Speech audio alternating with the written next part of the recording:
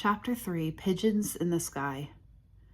The next day was Sunday, and, of course, the schoolhouse was opened and everyone went to church. Mrs. Woodlawn brought a bunch of her autumn flowers to decorate the desk. She had driven over early with her husband and Mr. Tanner to open and air the schoolhouse, which had been closed since summer. The children followed on foot. They had a mile to go, across a field and along a dusty road. They rubbed their feet through the tall grass by the schoolhouse gate to take the dust off their Sunday shoes. People from all the surrounding farms and homesteads had come to hear the circuit rider speak. Even Sam Hankinson was there, sitting in a back seat with his 3 little half-breed children about his knees. But his Indian wife stayed outside. Caddie peeped at them curiously through her fingers when Mr. Tanner's prayer grew very long. How would it be to have an Indian for a mother, she wondered. Then she looked at Mrs. Woodlawn, so fine in her full black silk with the cameo brooch and earrings and the small black hat, and she was glad that this was mother. And yet, she thought, she would not be ashamed of an Indian mother, as Sam Hankinson seemed to be ashamed of his Indian wife. The next day the circuit rider rode away on his horse. Father set his clock upon the shelf to be mended later, and life went on again as usual. But now the children began to talk about when Uncle Edmund would come, for Uncle Edmund always came with the pigeons in the fall. He made his annual visit when the shooting was at its best, for he was an eager, if not a very skillful, sportsman. Mrs. Woodlawn sighed. "No one can say that I am not a devoted sister," she said, "but the prospect of a visit from Edmund always fills me with alarm. My house is turned upside down. My children behave like wild things. There is nothing but noise and confusion." "But Ma," cried Tom. "Don't ma me, my child," said Mrs. Woodlawn calmly. "But, Mother," persisted Tom, defending his hero, "Uncle Edmund knows the most tricks." "And jokes," cried Caddie. "Remember when he put the hairbrush in Caddie's bed?" shouted Warren. "And the time he put a frog in a covered dish on the supper table? And when Mrs. Conroy lifted the cover?" "That is enough, Tom," said his mother. "We remember Uncle Edmund's tricks very well, and I've no doubt we'll soon see more of them." But she looked forward to her younger brother's coming just the same. And when the pigeons came and there was no Uncle Edmund, everyone felt surprised and concerned. One night when they went to bed, the sky was clear and the woods were still. But when they awoke in the crisp autumn morning, the air was full of the noise of wings, and flocks of birds flew like clouds across the sun. The passenger pigeons were on their way south. They filled the trees in the woods. They came down in the fields and gardens, feeding on whatever seeds and grains they could find. The last birds kept flying over those which were feeding in front in order to come at new ground, so that the flocks seemed to roll along like a great moving cloud. "The pigeons have come," shouted the little Woodlawns. "The pigeons have come." Even baby Joe waved his arms and shouted. Tom and Warren armed themselves with sticks and went out with the hired men. But for once, Caddie stayed indoors. She liked hunting as well as the boys, but this was too easy. This was not hunting, it was kind of a wholesale slaughter. She knew that the Indians and the white men, too, caught the birds in nets and sent them by thousands to the markets.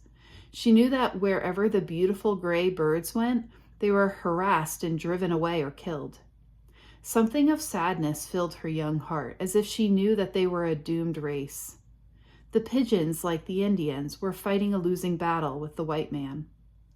But John Woodlawn was not a glutton, as some of his neighbors were. He said to Tom and the hired men, "There is not much grain left in the fields now. Drive the birds off and keep them from doing harm as well as you can, but don't kill more than we can eat. There is moderation in all things." And so that night there was pigeon pie for supper. But on the Woodlawn farm, no more birds were killed than could be eaten.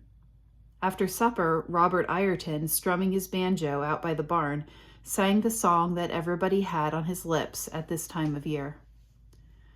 "When I can shoot my rifle clear at pigeons in the sky, I'll bid farewell to pork and beans and live on pigeon pie."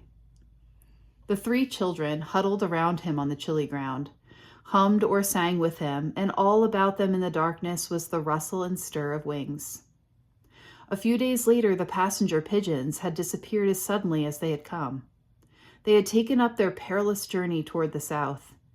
It was as if they had never passed by, except that the woods were stripped of seeds and acorns and dried berries, and some folks still had cold pigeon pie in their kitchens or dead birds on their truck heaps. Then, after the pigeons were all gone, came a letter from Uncle Edmund announcing his arrival on the next steamer. The little steamer, as everyone called it, came up the Menominee River once a week as far as Dunville. Its arrival was a great event, for all the letters from the East, all the news from the great world, most of the visitors and strangers and supplies came up the river on the little steamer.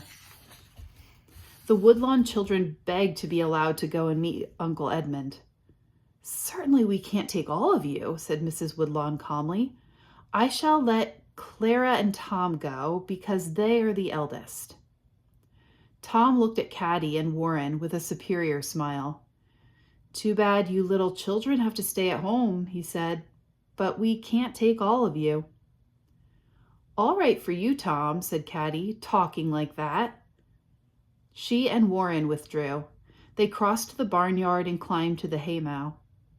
Nero went with them to the bottom of the ladder. He was quick to sense trouble of any sort, and his tail wagged in mournful sympathy. Caddie and Warren buried themselves in the hay and talked things over. When father or mother made a decision, the Woodlawn children accepted it as final. There was very little teasing for favors in a large pioneer family. But not to meet Uncle Edmund was unthinkable. "It's just because they haven't room for us in the wagon," said Caddie at last. "But if we walked—" "Sure," said Warren, his face brightening. "And let's not tell them we're walking either. Let's save it for a surprise." "Or maybe we could take one of the horses," suggested Caddie.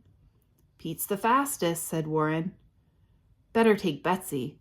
Pete always runs for the low shed behind the barn and scrapes us off." "Sure," said Warren. "We'll take Betsy." When the time came to meet the steamer, Clara and Tom, in their Sunday clothes, climbed into the wagon behind Mr. and Mrs. Woodlawn. Tom was a little sorry for Caddie and Warren, but he couldn't resist a smirk of satisfaction. Only, strangely enough, Caddie and Warren did not seem as depressed over being left behind as they should have been. They stood beside the wagon, grinning like 2 Cheshire cats. Hetty and little Minnie stood with them, looking properly wistful. The moment the wagon started, Caddie and Warren made a beeline for the barn to get old Betsy and ride across the fields and through the woods. Hetty saw them go, and instant realization of what they were going to do flashed across her mind. Here was something important to tell. "Father, Mother!" she shouted, running down the lane behind the wagon. "Stop, stop! Father, Mother!" But her voice was lost in the rattle of wheels, and in a cloud of dust the wagon disappeared. Across the field in the other direction flew Betsy, the black mare, with only a rope and halter, and Caddie and Warren clinging like monkeys to her bare back. Dunville consisted of the schoolhouse, which the children attended in winter and summer, a few log cabins, a store, and 2 taverns, one on either side of the river, where the little steamer docked and turned around. As the little steamer came into sight, Mr. and Mrs. Woodlawn, Clara and Tom were standing on the dock ready with handkerchiefs to wave at sight of Uncle Edmund. Yes, Uncle Edmund was there. His round face was creased with smiles. His round eyes behind his spectacles twinkled with delight. As soon as his voice could be heard over the sound of churning water, he shouted, "Hello there! Hello, Harriet and John! Hello, Tom and Clara! Hey there, Caddie and Warren, why don't you come on down?" Caddie and Warren? The Woodlawns on the dock turned sharply around. There they were, Caddie and Warren, sitting on the bank above, their bare legs dangling, their red heads shining. They grinned sheepishly. "Well, of all things!" cried Mrs. Woodlawn, her clear brow darkening ominously. She was going to say a great deal more, but suddenly the little steamer docked with a bump, and she was obliged to catch her husband's arm to keep her balance. Then they were all in Uncle Edmund's large, enthusiastic embrace, even Caddie and Warren.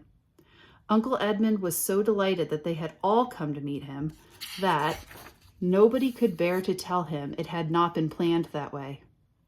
As they were walking up the path from the dock, Uncle Edmund began to fumble in his pocket.